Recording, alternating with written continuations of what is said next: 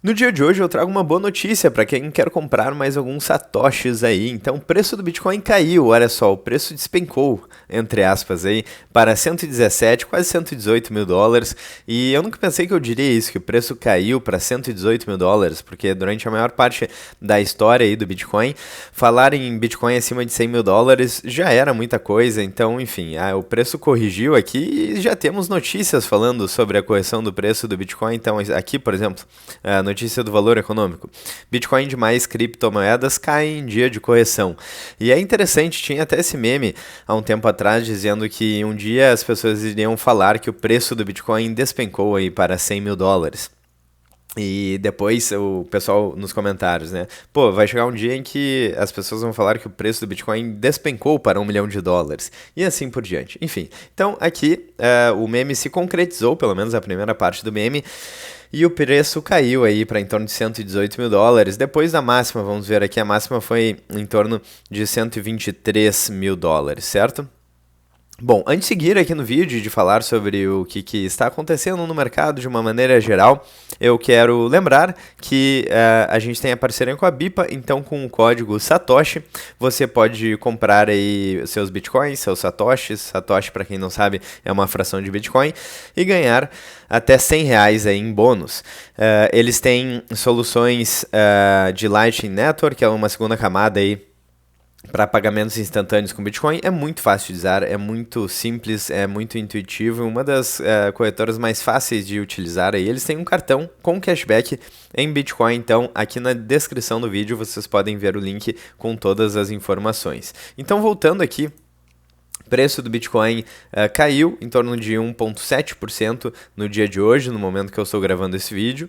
E vamos dar uma olhada em algumas coisas interessantes. A primeira coisa interessante aqui é que, olha só, aqui a gente tem o CoinMarketCap, que é um site que mostra o preço das principais criptomoedas, e a gente tem a queda no preço do Bitcoin e a valorização no Ethereum, a valorização em XRP, a valorização em várias outras criptomoedas, por assim dizer. Certo? Então, esse é um tema que a gente já falou aqui no canal. Será que vai existir uma out-season, certo? Que era basicamente, antigamente, quando o preço do Bitcoin subia, as outras criptomoedas, as outras shitcoins acabavam subindo junto com o preço do Bitcoin. Não importava se era meme coin, se era shitcoin, as pessoas pensavam, bom, já perdi o preço do Bitcoin e agora eu vou apostar aí num cassino diferente em uma outra criptomoeda com o intuito de valorizar aí. Só que, na verdade, com o passar do tempo, cada vez que o Bitcoin renova as máximas, certas pessoas cobrem que não era tarde demais. E antes aqui de seguir no vídeo, eu lembrei de fazer o disclaimer clássico do canal, de que isso não é uma dica de investimentos, eu só vou passar algumas informações, dados e gráficos com caráter informativo. Mas então, dito isso, o que acontece? Acontece que se de fato o Bitcoin for a base do novo sistema financeiro global, e algumas pessoas estão apostando nisso, se de fato as moedas fiduciárias estiverem colapsando, e como mostram alguns gráficos aqui, como a perda de poder de compra do dólar, do real e a questão da dívida aí, e se o Bitcoin continuar subindo, ainda falta bastante para ele chegar até o ouro, que é o maior ativo em market cap, e ainda tem mercados gigantescos, muito maiores que o mercado de ouro, que o Bitcoin ainda pode englobar. Então, considerando esse cenário onde o Bitcoin se torna a base do novo sistema financeiro global, pode ser muito cedo ainda. Quando a gente olha a adoção também, a adoção do Bitcoin versus internet, o Bitcoin está sendo adotado mais rapidamente que a internet, mas ainda está muito cedo se ele seguir esse padrão. Ainda tem poucas pessoas no mundo que utilizam. Então, na verdade, a questão aí de que era tarde demais para aproveitar o bonde do Bitcoin acaba se mostrando como falso ao longo do tempo, conforme o Bitcoin vai renovando ciclos. Claro, a gente não tem bola de cristal, não sabemos o que vai acontecer nos próximos ciclos, mas então a questão das outras criptomoedas, as altcoins aí, esse tema perdeu bastante relevância. E também, do ponto de vista da minha opinião pessoal, me parece que de fato a mudança que está acontecendo é o Bitcoin. O Bitcoin que pretende mudar o sistema financeiro global.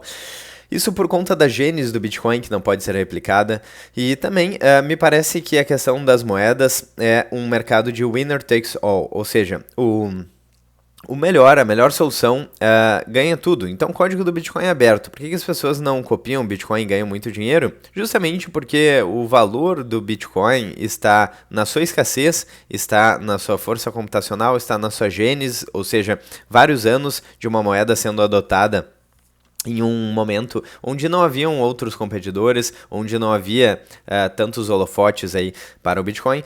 Hoje em dia, se uma altcoin quiser competir com o Bitcoin, ela precisa ter uma equipe de marketing, um CEO, uma grande empresa por trás. E se tem tudo isso por trás, muito provavelmente não vai ser uma criptomoeda descentralizada, imutável e escassa. Então, por exemplo, hoje em dia, vamos ver quantas criptos existem aqui. Eu não me lembro onde é aqui, mas em algum local aqui diz o número de criptomoedas que existe aqui listada. E isso daí, acho que está aqui, né? 18,75 milhões de criptomoedas, é isso mesmo? Será? Faz sentido? Não sei. Enfim, mas total number of cryptos tracked. Parece que é isso. Mas enfim, é um número brutal aí de criptomoedas e crescendo, porque cada vez menos o custo de criar uma criptomoeda é alto, certo? Então é cada vez mais baixo, melhor dizendo, o custo de criar uma criptomoeda. Mas se não existe escassez, então é o problema mesmo das moedas fiduciárias. Se a gente tem um CEO, se tem uma empresa por trás, se tem um grupo que controla a rede e pode fazer alterações, como já aconteceram várias alterações, por exemplo, na rede do Ethereum, então na verdade não existe a descentralização, acaba perdendo um pouco do propósito e daí vale mais a pena fazer uma solução centralizada. É claro que a gente pode ter aí algumas utilizações específicas, certo? Por exemplo, o mercado de stablecoins está crescendo bastante e as stablecoins, inclusive, são uns dos maiores compradores atualmente de títulos de dívida dos Estados Unidos. Então, os Estados Unidos têm um problema da dívida que está crescente e eles têm que continuar rolando essa dívida e as pessoas cada vez menos querem comprar a dívida dos Estados Unidos. Não à toa, não só dos Estados Unidos, mas de todos os outros países de moedas fiduciárias, porque basicamente a confiança no sistema está acabando. Não à toa, a gente teve recentemente o rebaixamento do rating de crédito dos Estados Unidos. E basicamente o sistema fiduciário atual depende da dívida, então eles precisam passar essa dívida para alguém. E um player que está comprando, ou players que estão comprando bastante dívida, não só dos Estados Unidos, mas de outros países também, mas principalmente dos Estados Unidos, são as famosas stablecoins, USDT e USDC, certo? As moedas que valem exatamente $1. E se, por exemplo, você não conhece o mercado de criptomoedas, você tem uma moeda fiduciária falida, como acontece em vários países da América Latina, é muito melhor ter $1 do que ter, sei lá, um peso de algum país com hiperinflação aqui na América Latina ou algo do tipo, certo? Uma moeda aí da Venezuela, por exemplo, não bolívares venezuelanos, certo? É muito melhor ter um Tether, né? Uma stablecoin aí lastreada no dólar, entre aspas, claro que tem um risco adicional, mas você não está sujeito à inflação do seu país, mas sim à inflação dos Estados Unidos. Muitas pessoas poderiam dizer, bom, então é melhor estar exposto ao Bitcoin, porque tem um limite máximo e você não precisa estar exposto nem à inflação do dólar. E beleza, posso concordar com essa tese, mas muitas pessoas nem conhecem o Bitcoin, não entendem o Bitcoin, mas conhecem o dólar, então existe uma demanda muito grande por stablecoin. Enfim, e daí o que está acontecendo é que essas outras criptomoedas estão se valorizando. Então é algo parecido com o que já aconteceu em outros ciclos. Algumas pessoas talvez estejam pensando que chegaram tarde aqui no Bitcoin e estão entrando em outras criptos. Mas, por exemplo, quando a gente verifica o preço aqui, o Ethereum, a máxima histórica do Ethereum foi em 2021, por exemplo. Certo? E desde então o Bitcoin já renovou as máximas. Então, eu particularmente não acho que teremos uma out-season, como se diz, tão forte quanto em outros períodos, porque cada vez mais pessoas estão percebendo que o Bitcoin é uma classe diferente de ativos. Não à toa, a gente tem todos esses ETFs aí da BlackRock e outros players falando reservas estratégicas envolvendo o Bitcoin e não outras criptomoedas, ou pelo menos de forma muito mais relevante. O Bitcoin, o mercado está entendendo que de fato a mudança que está acontecendo ocorre no Bitcoin, mas não em todas essas outras milhões aí de criptomoedas.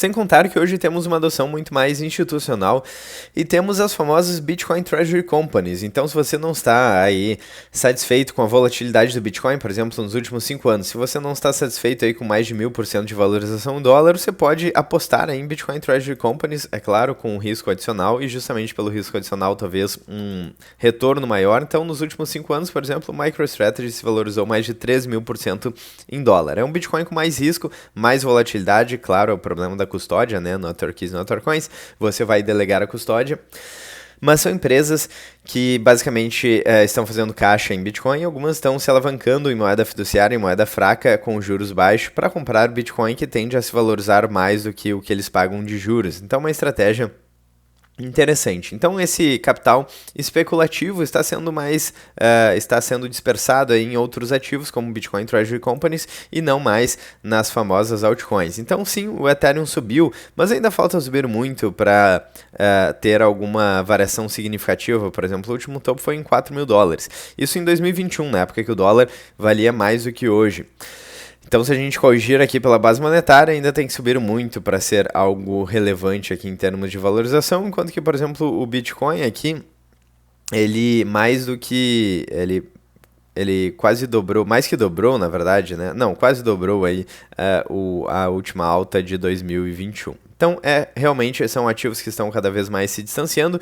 Inclusive, se a gente voltar isso para trás, tem um site interessante que mostra as top 10 criptomoedas ao longo do tempo. Bitcoin sempre em primeiro lugar e várias outras criptomoedas aqui mudando. Então, de fato, o que está mudando o sistema financeiro global é o Bitcoin. Então, temos esse fator aí de talvez out-season, Bitcoin aí se mantendo lateralizado nos últimos dias, aí, nas últimas semanas.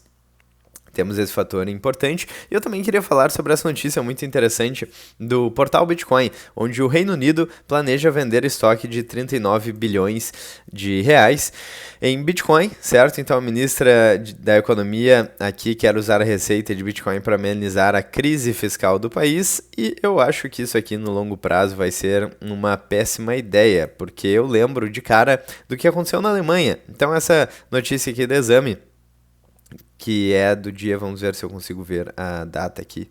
Enfim, eu não consegui encontrar a data aqui dessa notícia. Aqui, achei a data, é de dezembro de 2024, então com certeza o arrependimento é ainda maior agora. Mas então a notícia do Exame, a Alemanha deixa de ganhar 14 bilhões de reais depois de vender Bitcoin antes do novo preço recorde. Então, para quem não se lembra, o governo alemão decidiu vender 50 mil unidades de Bitcoin em julho de 2024, então, mas o preço do ativo disparou, né? Vamos ver aqui, julho de 2024, qual era o preço do ouro. Julho de 2024, em torno de 60 e poucos mil dólares, certo? Subiu aí mais 70% em dólar. Então, certamente não foi uma boa decisão, pelo menos até agora, e pode ser que o Reino Unido encontre um arrependimento. Então, enfim, o que está acontecendo é que, na verdade, o preço está lateralizado, mas isso pode ser bastante interessante aí para quem quer aproveitar enquanto o preço ainda não subiu. Lembrando que a gente não tem bola de cristal, pode ser que aconteça uma crise econômica aí e isso baixe o preço do Bitcoin, como aconteceu recentemente, então, na sua última queda de 20%. Mas, levando em consideração o cenário econômico global, o Trump já está insistindo aí com o Federal Reserve, Banco Central dos Estados Unidos, para baixar a taxa de juros, e se temos mais liquidez no mercado, historicamente temos uma resposta positiva aí no preço do Bitcoin e de outros ativos, como mostra, por exemplo, esse artigo da Lynn Alden, que fala exatamente sobre isso. E então temos uma adoção institucional crescente aí no Bitcoin, com ETFs, Bitcoin Treasury Companies, governos entrando forte no Bitcoin, e aqueles que estão vendendo talvez se arrependam no futuro. Sobre a out-season, então, que de fato parece que tem várias criptomoedas aqui, ó, BNB, Solana, Ethereum, XRP, que estão se valorizando, mas quando a gente olha de uma perspectiva mais de longo prazo, aí essa valorização não é tão relevante assim. Então, por exemplo, pegando aqui a Solana, e lembrando, o mercado cripto, de uma maneira geral, não é o que eu estudo, eu estou mais preocupado com o Bitcoin de fato, mas, por exemplo, aqui a Solana se valorizou bastante no dia de hoje, eu peguei aleatoriamente, certo? O último topo foi em 2021 e nem renovou o topo, certo? Enquanto que o Bitcoin praticamente dobrou de preço. Temos o Ethereum aqui também, que eu já mostrei anteriormente, e por aí vai. Eu acho que uma ou outra deve ter renovado a máxima histórica. Vamos ver a BNB aqui, que é a moeda da Binance. Então, por exemplo, a moeda da Binance renovou até a máxima histórica, mas por enquanto renovou de maneira mais tímida, certo? Então a última máxima histórica lá em 2021 tinha sido de 670 e poucos dólares, agora está em 768 dólares. Então nem se corrigir pela base monetária que houve um ganho real. Isso é importante também levar em consideração o ganho real. Eu falo bastante sobre esse gráfico do Ibovespa, certo? Então, se a gente corrigir o Ibovespa pelo dólar de 2010 até agora, o índice se desvalorizou. Então, enfim, não precisa nem corrigir pela base monetária para ver que não houve ganho real. Então, leve em consideração isso. Tem, inclusive, uma forma de cotar a criptomoeda no Bitcoin e pegue o longo prazo e compare, certo?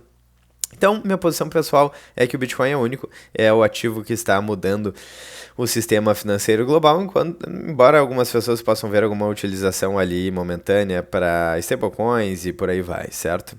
Então é isso, atualizações sobre o preço do Bitcoin. Eu comecei com o preço abaixo dos 118 mil dólares, já subiu, está realmente se mantendo ali nessa faixa. Bom, eu espero que vocês tenham gostado do vídeo. Se vocês gostaram, deixem um like, cliquem no sininho, inscrevam-se no canal, fiquem à vontade na seção dos comentários. Eu quero saber a opinião de vocês sobre esse momento de lateralização no preço do Bitcoin. Para onde será que ele vai? Será que ele vai renovar as máximas aí para este ano de 2025 ainda, ou não? Vou ficando por aqui, vejo vocês no próximo vídeo, hoje ou amanhã aqui no canal. Um grande abraço e até mais.